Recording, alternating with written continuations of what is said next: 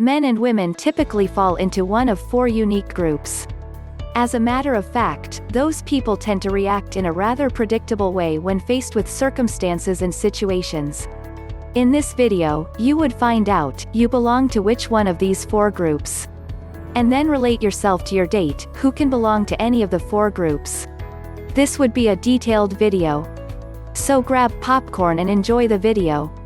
We have divided the whole video in different parts, as you can see below. Feel free to skip to any part of your interest. Each of the four styles, which we will go into in the later part of video, has its own strengths and weaknesses. Although it is important to realize that no style is superior or inferior to others, we must take note of the fact that the other 75% of the people we encounter reacts differently from us. If your date happens to be from a different quadrant, you have to adapt your communication style to match him or her if you want to please your date. You do not need to go into a personality overhaul if you do not like something about yourself. The key point to remember is people who find success and happiness are those who are flexible. They are flexible enough to relate to others through modifying their own predominant interpersonal style to meet the needs of others who have a different predominant style. In other words, my way or the highway just doesn't work anymore. So let's play a little game. This will give you an idea which personality quadrant you will fall into. Question 1. Are you people-oriented or task-oriented? In other words, do you feel more comfortable dealing with tasks, schedules, objects, projects, and results? Or do you feel more comfortable dealing with people, groups and peers? Question 2. Are you dominant or easygoing? Do you find yourself always wanting to be in charge, in the limelight and finding things to take over? Or are you the more laid-back, relaxing, don't mind, complying attitude? Note, don't think too much. Just take the first answer that pops up in your mind. If you are informal plus dominant, then you have a promoting style. Or if you are formal plus dominant, then you have a controlling style. Or if you are informal plus easygoing, then you have a supporting style. Lastly, if you are formal plus easygoing, then you have an analyzing style. Still can't decide which categories you are in? Ask the person who spends the most time with you. And chances are, you belong in one of the four styles. Now that we have established your typical behavioral pattern, let's understand unique behavior of all these four groups. Let's start with first category, promoters, the limelight of everything. Promoters are people with strong social skills. They are very good at winning over people, crowds, even enemies. They enjoy being in the limelight. A promoter will always be eager to please others, especially if they give them attention for their outgoing, friendly ways. They also enjoy the recognition from other people and generally get involved with things they would excel to be the best in. Quick thrills and fast-paced action motivates them. When they deal with people, they will generally try and sell themselves to others and even try to win their point of view if it differs. Often, in spite of their outgoing and winning personality, people may perceive them as show-offs, manipulative and like to use other people. Most of the time, they tend to disregard the feelings of others. They do not know they have offended someone even though they thought it was a really funny joke. Normally to gain the attention of others at the expense of the poor friend. A promoter may also appear to others as overly attention-seeking, liars and over-exaggerate events or stories to get the attention of others. They are people who respect strength and will often trample over weaker people. If you are a promoter, you will have following 8 traits. 1. A person who uses openness to build trust. 2. Likes applause, sincere feedback and being the center of attention. 3. A person who embraces excitement and risks. 4. Responds to personal challenges coming from other people.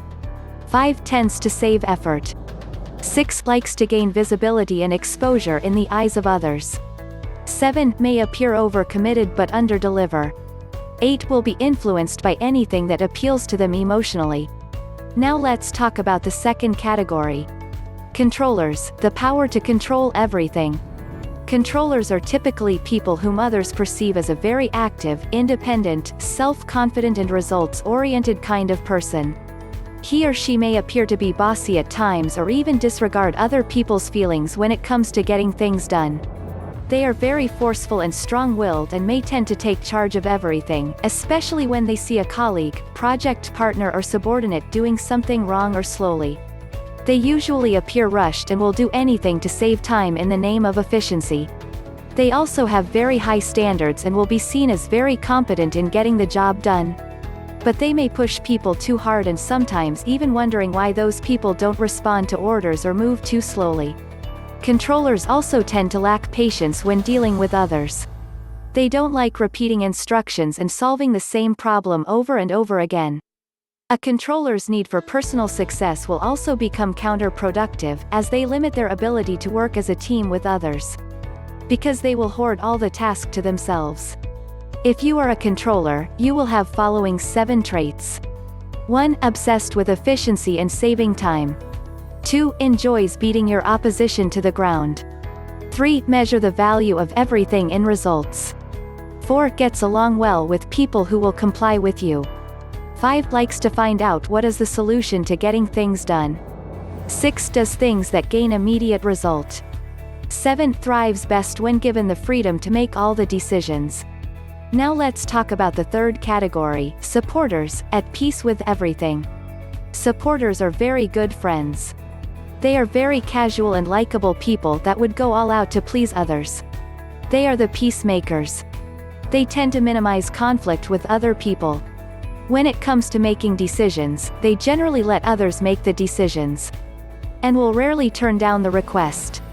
They may sometimes be perceived by others as having no backbone because of their complying attitude and lack of initiative. They are also people who do not respond well to challenges and are not usually highly competitive people.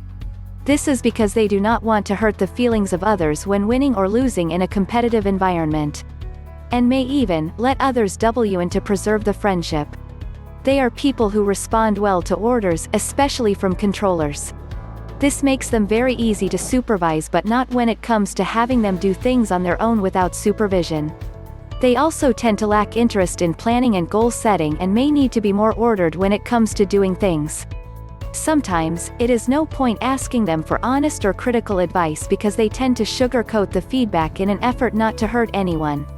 Finally, when they face disagreement, they tend to let others have their way while building a wall of resentment in themselves. Until they finally explode, and then apologizing profusely afterwards. If you are a supporter, you will have these 8 traits. 1. Leaning towards projects that promise rewards and more friends. 2. More inclined to personal welfare than goals. 3. Will do anything to save a relationship. 4. Enjoys people that provide companionship and mutual cooperation. 5. View attention from friends and loved ones an utmost priority. 6. Lacking urgency in doing things. 7. Poor time management. 8. Builds trust through acceptance. Now let's talk about third category, analyzers, constantly dissecting everything. An analyzer is a type of person who uses a methodical problem-solving approach to life. They tend to lean more towards good ideas, complex concepts and intriguing solutions rather than towards feelings. They also like study and analysis of the topics they are interested in. When it comes to making decisions, however, their knowledge does not help them, rather it hinders them from making timely decisions. The term, too much analysis leads to paralysis, tends to describe them best. They tend to procrastinate too much until they find the best solution. Normally when you put two similar analyzers together, they can entertain each other for hours dissecting, hair-splitting ideas. And spend the whole day discussing theories and situations and all kinds of things relating to their topic of interest. On the other hand, when it comes to talking to others, they tend to bore others and they wonder why nobody will listen to their great ideas and analysis. Analyzers are the most well-organized people in the world and perhaps the only group who enjoy doing the dishes. Their charts, graphs, statistics, schedules, calendars and diaries are probably the most beautiful pieces of artwork they own. Analyzers thrive in situations where they are in an advisory role and relate well to others through information. However, they don't respond well to pressure and will be rendered ineffective when it comes to high-pressure situations. If you are an analyzer, you will have these 7 traits. 1. The king of knowledge will thrive in situations where information is needed. 2. Measures progress by the number of activities. 3. Has an overly detailed time management style. 4. Builds trust with others through reliability. 5. Always asks the question how because it relates to technical things. 6. Will do anything that ensures safety and gains certainty. 7. Is influenced to decide through detailed plans and well-charted arrangements. Setting the stage. Now that we have a good idea how we behave, let's see how we relate to our date, who could be from one of the 4 categories. We must remember that these 4 categories apply to different people at various degrees. Those descriptions define generally what those groups of people have in common. A person with the more extreme style will display those characteristics more pronounced. So let's move on to the most important step, which is being able to relate to your date in a way that he or she will be attracted to you. In other words, you must relate to her hot button. Talking about red hot button, press the one below, if you liked the video so far. So back to our topic. I will list down what would be considered a date's worst nightmare, as it relates to their personality quadrant. These people will find such a date a very big turn-off, and will most likely not want to see their date again after the first encounter. As a result, we must pay attention that our advances do not put them in a situation with too much pressure. Remember once again, that 75% of other people are not like us.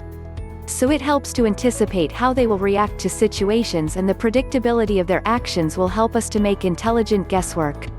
How to date promoters? Let's take an example of a promoter's worst idea of a date.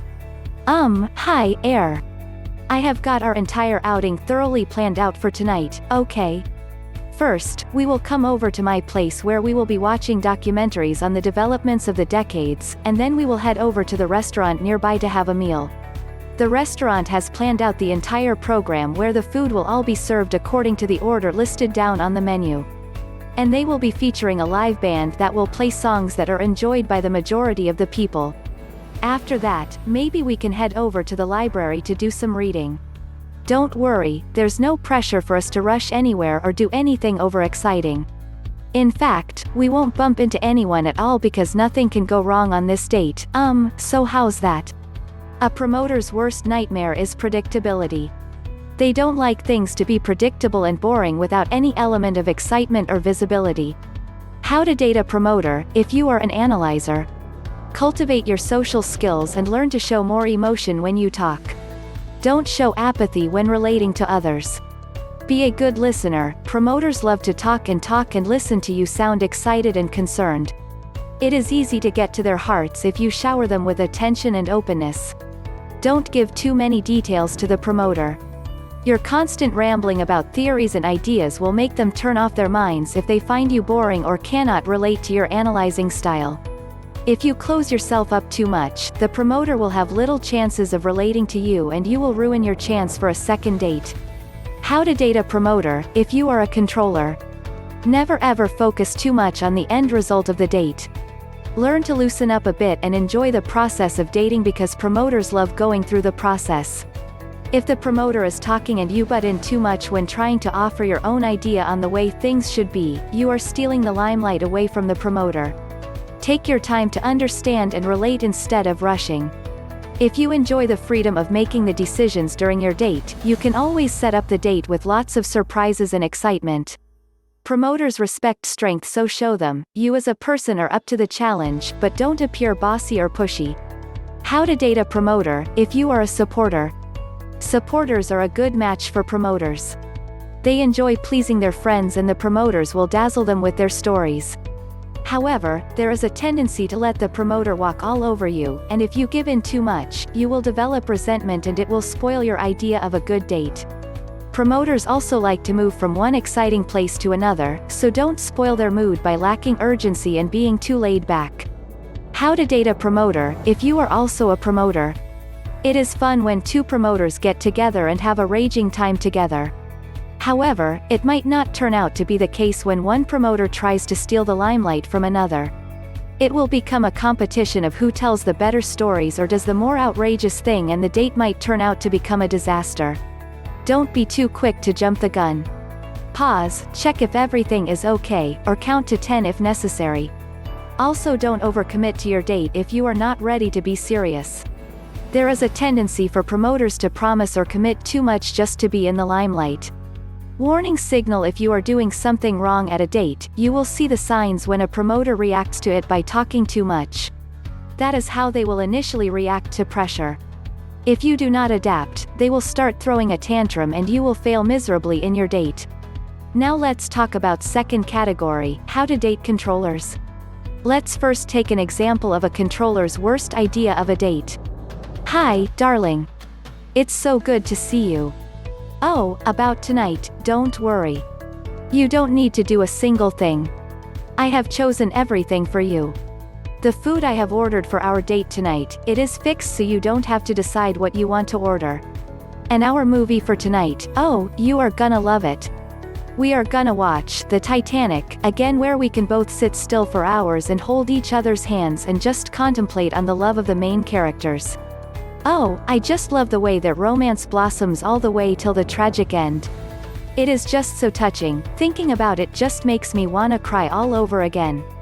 Oh, darling, we are so going to enjoy tonight, it's gonna be so good that we can spend time together. And I promise that this is going to be the most romantic date ever, that we treasure a lifetime. A controller's worst nightmare is not being able to have any control of his surroundings. And they might develop a claustrophobic feeling from being smoldered with sentimentalism and doing the same thing over and over again with the same results. How to date controller: if you are a supporter, do not smolder your date too much. They like to get things done, so don't take up too much of their time. More important, give your date the perception of achievement by structuring the evening with activities he feels will be productive. Yes, even the process of courtship is like list of achievements to him or her. Also, give your date the freedom to make many different choices so they will not feel the lack of power in making decisions. How to date a controller: if you are an analyzer. When dealing with a controller, do not take too long to make decisions.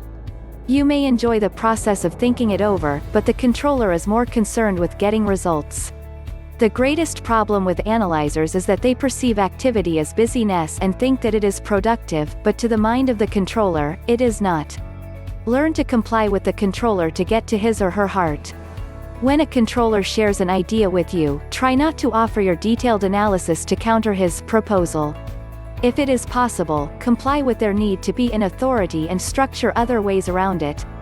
Getting along with controllers is easy as long as you do not challenge them and help them to save time.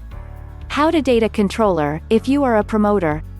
Promoters can get along well with controllers if they structure their date around tasks that rewards with achievement and results. Controllers like being winners in a competitive challenge. If you are talking halfway, let the controller express their view, agree with them and continue on with your story. Don't smolder him with too much colorful details. They like things to the point, and showing the controller that you have worked out the entire evening without wasting too much of their time will satisfy their obsession with efficiency. They like being in control, so before you start talking, ask them what they want to talk about. So you can tell them your stories once you find their hot button. How to date a controller: if you are also controller. Controllers might not like being around another controller. They don't like the idea of sharing power. Do not struggle with another controller over who is going to settle the bill. They like being the boss, so let them. Also, behind every tough-looking controller is also the need to be appreciated, so try and take some time to listen to the feelings behind their words. Learn to give and take also when it comes to making decisions for the evening. Warning signal: when you are doing something a controller dislikes, his initial reaction to pressure is by becoming more controlling. You can see it in her face that she wants to take more control of the situation as the voice becomes more and more edgy. You know you have an unsuccessful date when the controller turns into a dictator. Now let's talk about third category, how to date supporters. Let's first take an example of a supporter's worst idea of a date. Okay. This is our plan for the date tonight. First, we go to the movies. I have arranged it so that you won't waste time traveling, lining up and hanging around the area. We are moving fast, so once the movie is over, we will rush to the restaurant where the food will be served quickly. Next, we will head over to the bowling center where there is a competition for teams. Try not to score too low for this one because if we exceed a certain amount of points, they will reward us with a few gifts. I have made all the decisions for tonight, so let's get moving now. Oh, don't worry about your parents' curfew, we want to pack as much as possible into one night. So coming home a few minutes late won't offend your parents, they are too old-fashioned thinking anyway. A supporter doesn't like being rushed from one place to another because they usually lack urgency and like to take things slowly. They are also not used to well-structured goals and rigid planning. Don't put them in situations where they might offend other people. How to date supporters, if you are a controller. Take things slow. They like to have clear options and take the safest route. Take them to places where they can make a lot of new friends and form good relationships. Learn to accept them for who they are and don't try to find fault with what they are doing. Although you may be tempted to criticize them when they are moving too slowly or not efficient enough. Most of the time, they are not too concerned with getting things done and they will ask the question, why, a lot because centers around their personal goals. Try not to go around picking a fight with other people also during the date. If the waiter is slow, don't screw him up, because your date will worry about hurting other people's feelings. Even if you can't save those few minutes, it will work out to your advantage because your date will like to spend the time with you. Also remember to relate to their feelings because they are more emotional oriented. How to date a supporter, if you are a promoter. It is fine to talk to supporters about all kinds of things. But in the process, you might neglect their feelings because you are too centered on yourself. Do not put them in high pressure or competitive challenges because what may pump your adrenaline may not be your date's cup of tea. They enjoy relationships that are safe and comfortable, so don't appear too extreme. They like things to be warm and long-lasting, so don't jump from one place to another, it makes them feel insecure. Most important of all, be sensitive to their feelings. This takes effort and can be easily overlooked because they won't tell you that they are getting hurt. How to date a supporter, if you are an analyzer. Remember not to bore your date to death. He or she might not tell you it is boring, and that is not good. They are also not interested in your detailed planning and structure on how to have a good date. Because they themselves are not interested in planning. The best way to date a supporter is to show more empathy for what they are feeling, rather than giving a systematic approach to solving the problem. Don't act as if you are too aloof or stuffy because you know so much. Though analyzers tend not to give out too much trust, you must at least appear to be accepting to your date, because they need that security as well. How to date a supporter, if you are another supporter. You both can do a good job making each other feel comfortable. Unfortunately, one of you must be assertive and make the decisions, or else both will be slow and obliging. And might even get into difficult situations because of inaction, such as being late for a movie. The way to win over another supporter is to assert yourself and take actions. Make the decision for your date. Also, remember to shower your date with attention and don't appear too laid back. Warning signal if you do something that disagrees with them. It is very difficult to tell because they will always give in at first. When the pressure persists, the supporter will tend to pout and sulk, letting their discontentment brew deep within their hearts. However, you can sense their discontent through the subtle tone in their voice. Now let's talk about fourth category, how to date analyzers. Let's first take an example of an analyzer's worst idea of a date. Hey. How's it going, baby? Yo. Tonight is going to be a blast. We are heading to the hottest club in town tonight, where there will be loud music, excitement, and a chance to let hair down and party. There's gonna be so many people there tonight. Man, I can't wait to go wild and jump on the table, dude. There's gonna be games there where they will put you up on stage and everyone will be looking at you do the craziest stunts. Man, what can be better than tonight, huh? I am not saying that analyzers are boring people, but it is very clear that they have little desire for unwanted attention. The worst thing you can do to an analyzer is making him or her lose face. How to date an analyzer, if you are a promoter. Don't kill your date by giving them unwanted attention. They tend to be more shy and less outgoing, so don't put them in a situation where they have to talk to a lot of strangers. Loud music and excitement are okay, but just keep the attention away from them and also allow them to wallow in their little corner once in a while. They need the space to think about what is going on and to analyze the situation. They don't like unpredictable events, so give them full detail about what the whole evening is about, and they will appreciate it much better. How to date an analyzer. If you are a controller, don't pressure them into making quick decisions. They prefer situations of limited pressure with unlimited time to make decisions, as well as consider escape routes and safe alternatives. Also, don't scold them if they ask too many questions on how is it done or this and that. Because they gain security by understand the technical aspect to all things. Never ever say things that make them feel embarrassed. They are also not very aggressive people who do things at their own pace. To win the heart of an analyzer, take interest, real genuine interest, in what their field of specialization is. Ask them to elaborate and relate to their theories and ideas, and you will have a friend for life. How to date an analyzer. If you are a supporter, take time to digest the things analyzers are saying. We know you don't like to think too much, but if you do think about the things analyzers are saying and ask the right questions, they will be very happy to be around you rather than you just going, yeah, okay, yup. Don't disregard their plannings and well-structured schedules also. They need time to do a lot of things because they judge their productivity by their busyness, so just tag along and enjoy. How to date an analyzer. If you are another analyzer, learn about the field of expertise or your date's interest. If the both of you have things in common, you will get along just fine. But if you are not interested in what he or she has to say, do some research about it. Interest is developed as you know more and more about the topic. So as you know more, you can relate more and win over your date. The best way to win over their heart is to take the initiative and make decisions for them. You can explain the details later.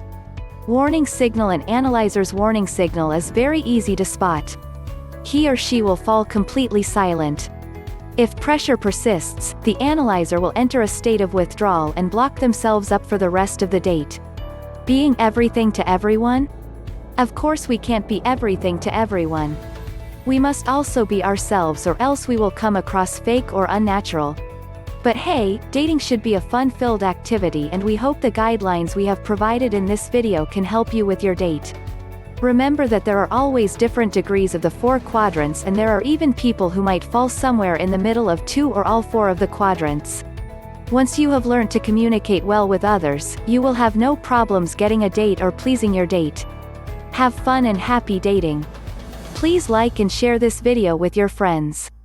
And subscribe to support the channel. Thank you.